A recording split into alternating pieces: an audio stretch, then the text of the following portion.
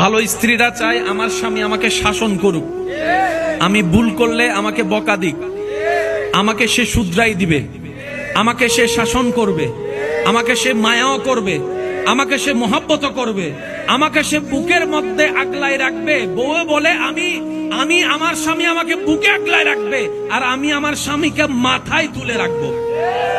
এবার স্বামীদের চাওয়া দেখেন, স্বামীরা চায় বউরা ওনাকে সম্মান করুক।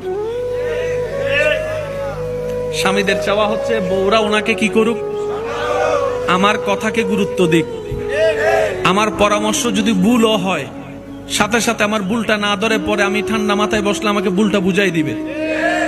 অর্থাৎ স্বামীদের চাওয়া বউদের পক্ষ থেকে সম্মান, বউদের চাওয়া স্বামীদের পক্ষ থেকে মায়া, মহাব্বত, স্নেহ, ভালোবাসা। ইসলামও বলে বড়দেরকে সম্মান করো, ছোটদেরকে স্নেহ করো, তোমার ঘরকে রহমত দিয়ে আল্লাহ জান্নাত বানিয়ে দিবেন। সুবহানাল্লাহ।